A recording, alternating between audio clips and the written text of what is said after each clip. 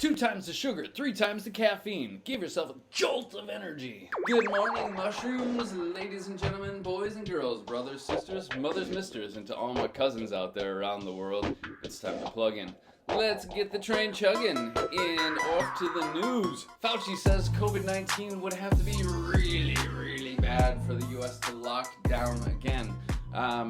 Not a whole lot of language here, but I think it is really bad. When hasn't it been really bad? Let's learn more in the caption here. As cases are surging in the US, a surge to surge, as usual, is a dramatic movement forwards and or upwards. In this case, we're talking about upwards with the rising number of cases of COVID. Not a whole lot of language here.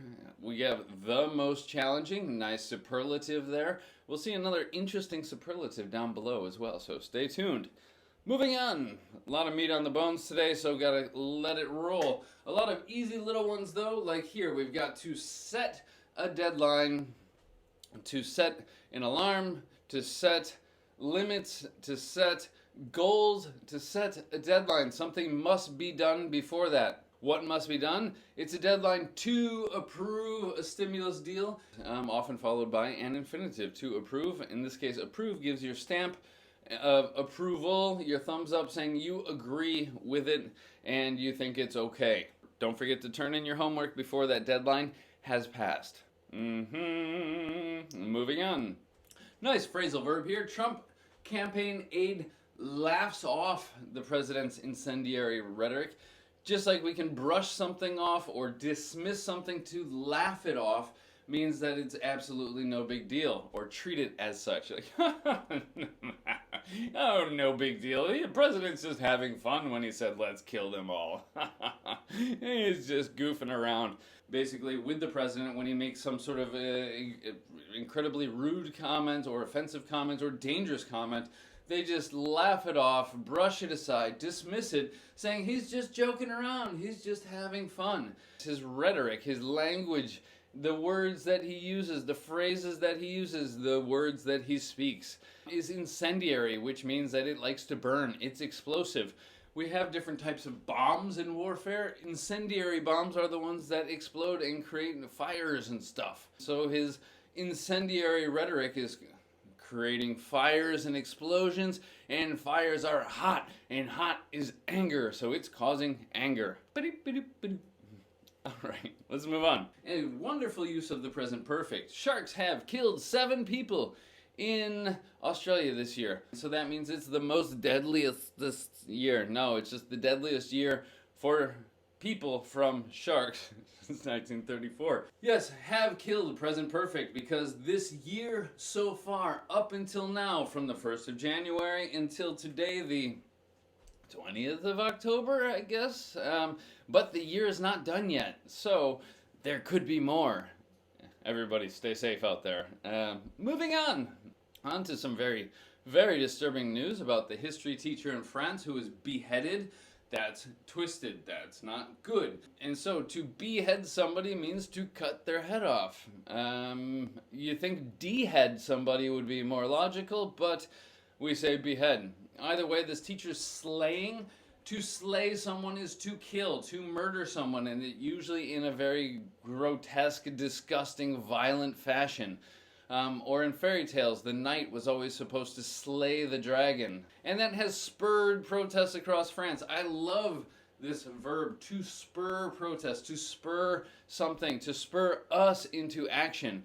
Now, think about cowboy sitting on the back of his horse. He's got his hat, but then he's got his iconic cowboy boots, and at the bottom of his boots, hanging off the heels, are the spurs. Those little star-shaped pieces of metal that they actually use then to dig into the side of the horse a little bit to make the horse go faster.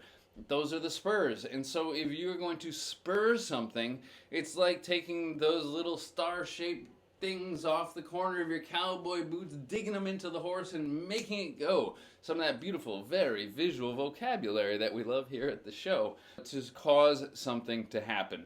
That is to spur. Ronald Reagan's son says that we have grifters in the White House. This is such a good term. A grifter is somebody who travels around and then operates little scams to try and cheat you out of your money and other things like that. Maybe they're a snake oil salesman that travels around selling miracle elixirs to ease all of your joint pain and your stomach problems. Or they just go around and they trick you into giving money and investing in an opportunity which is not in fact true. And so a grifter is basically a con man for the most part. A con man is somebody who earns your confidence, hence the term, and then you give them money and then they take the money and poof, disappear. Or another word for disappear that we'll see in one of the headlines down below. Moving on. Ice Cube is responding to, dependent preposition, to what? To public anger over collaborating with Trump. Now, in English, collaboration doesn't have an implicitly negative meaning. In many countries it does. It means like collaborating with the communist socialist regime, collaborating with the Nazis, the authoritarian fascist regimes, etc. For us, collaboration can have that sort of meaning, but it doesn't necessarily have that meaning. It really just means cooperating with, working together with. Yes, and the public is angry, they're voicing their anger, and so it's like if you shoot a gun and it comes back and hits you, that's to backfire. If you have a whip and you're trying to whip somebody, but somehow it comes back and hits you instead, that's backlash, in a way. Backlash is just when you do something and then the negative effects come back at you, usually in the form of public anger or rage. Outrage. Yeah? Cool. Moving on. Consensus is when everybody agrees. In Europe, not everybody's agreeing. That consensus they had about COVID is falling apart. It's breaking down. We're not breaking it down. COVID is breaking it down, but not to better understand it, just to create chaos. It's falling apart. It's disintegrating. As the second wave has engulfed Europe, just like a very large wave, dare I say a surge, comes in and completely covers a town. The town is awash in water. It's engulfed. It just means that it's flooded. Not super common, but remember, like think about the Gulf of Mexico, a big body of water. If you're engulfed, you're in water or in some sort of figurative water. All right, that's it. Let's move on. The Trump coronavirus advisor undermines the importance of masks. And well, that's not really news. They keep doing that and doing that and doing that. They're saying it's not important, they don't work, etc. If you've got a nice stable building, and this is a figurative building, right? And then you start digging tunnels underneath the ground, mining under the building, that's going to weaken the foundation upon which it stands and therefore destabilize the building, potentially, eventually, causing its collapse. And that's to undermine something is to weaken it or to destabilize it, often through slow but steady actions. And so they're trying to convince people that masks are not important because I don't know, it's inexplicable. On to synonyms for disappear. Yes, a Broadway worker said, my career of 15 years vanished overnight. To vanish means to disappear. That's it. Yeah, like when a magician throws and the smoke comes up, and when the smoke dissipates or clears, then there's a magician has vanished. Ooh. Moving on. The Biden campaign blitzes pricey football games with a series of new advertisements. Pricey means expensive. And to purchase advertisements during football games, that costs a lot of money. And in American football, when all of the defense rushes forward to try and get the quarterback immediately in a surprise attack, basically, that is a blitz. Here, they're using a football term, meaning that surprise attacks through football ads have been launched by Biden. But yeah, Blitz coming from German. We had the Blitzkrieg, and then the Blitz of London when they were bombing and stuff. I mean, it means sudden surprise attack. I do believe it means lightning in German, if I'm not mistaken. Let's carry on. I said there would be a strange superlative coming up here, and here it is. This is America's rattiest city for the 6th year in a row. You know rats, those large rodents, the big ugly garbage mice.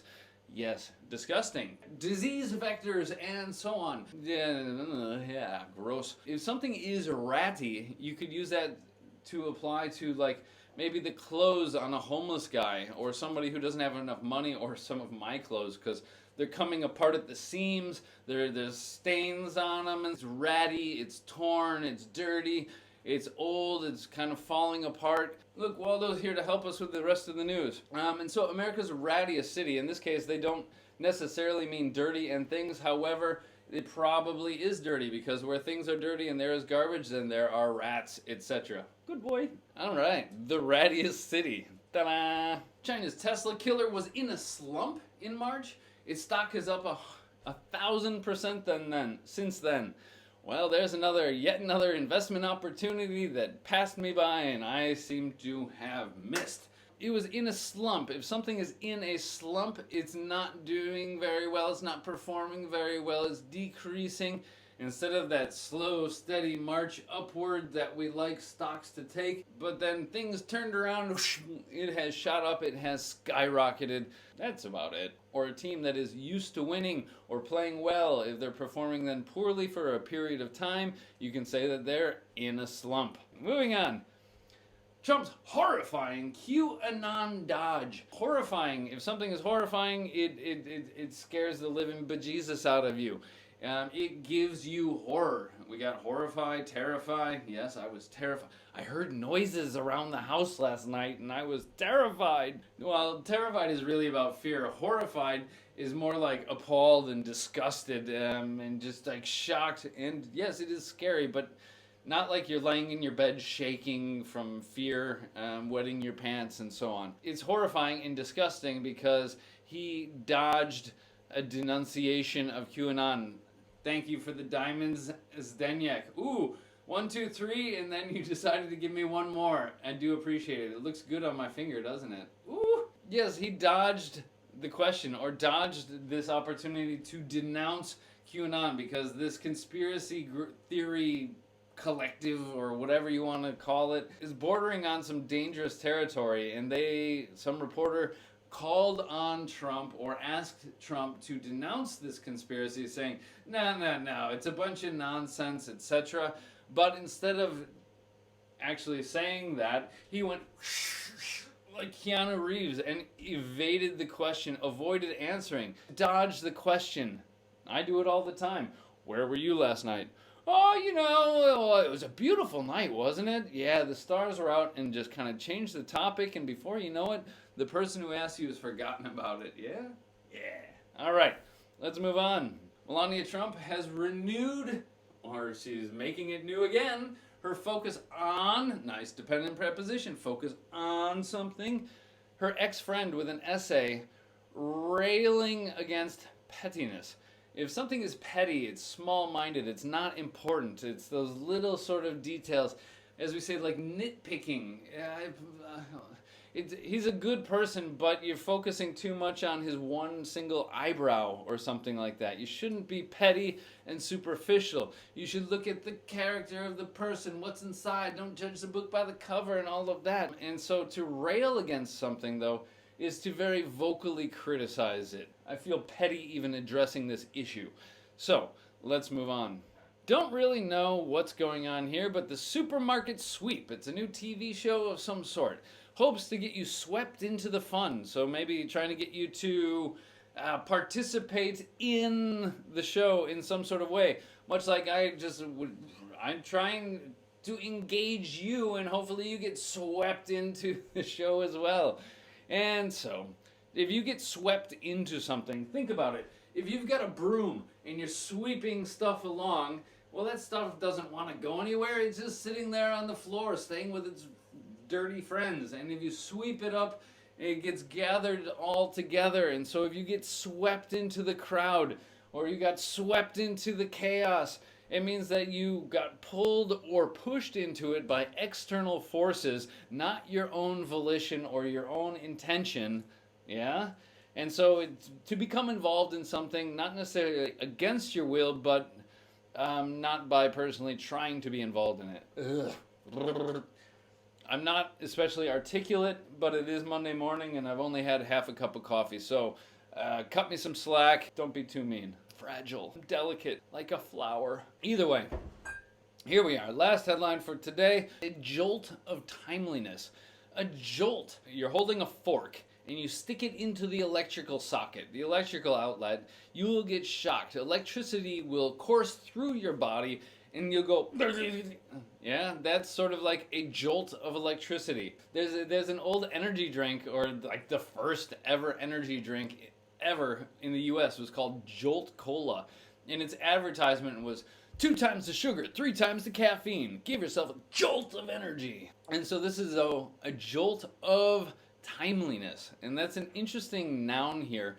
Let's take it back. If you do something in a timely fashion, it doesn't necessarily mean on time, but it means at the perfect time. Yeah, and so we wouldn't use it for catching a bus or something like that. However, the situation was about to break up into chaos. I think there was going to be a fight in the bar. But then the bouncer, the security guard's timely arrival stopped that from happening. Yeah, we were about to go bankrupt, but then I got a timely bonus from work and I was able to cover all my bills. If something happens at the right time, but not the correct time, like on time, but just at the, oh, yes, perfect time. That's timely. We needed this movie to expose that terrible situation that happened among race relations in the United States, and that is something that's very valid for what our country is going through right now, even though it happened some 20, 30 years ago. It's a reminder of what got us here. I mean, how our nation and our country and our culture, our society has progressed. It doesn't just happen of its own accord. It's not just a natural evolution or progression.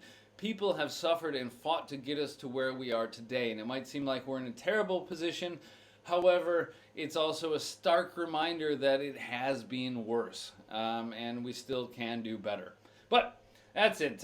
Well, I didn't mean to end it on such a serious note, but those were the headlines for today. For English Otherwise, that was breaking down the news. My name is Mr. James, but if you made it this far, as you know, you can call me Cameron. Thanks for tuning in. Please click the like and the follow, the subscribe, little bell notifications on YouTube and all of that. The most important thing you do, if you like what we do or you know somebody who would, and you probably do, pass us along to a friend. Click that share button, etc. I'll be on 8 p.m. tonight for a crossword, and again, as always, weekdays 8 a.m. for the news. And so if I don't see you sooner, I'll see you again tomorrow. Have a beautiful start to the day or an end to it.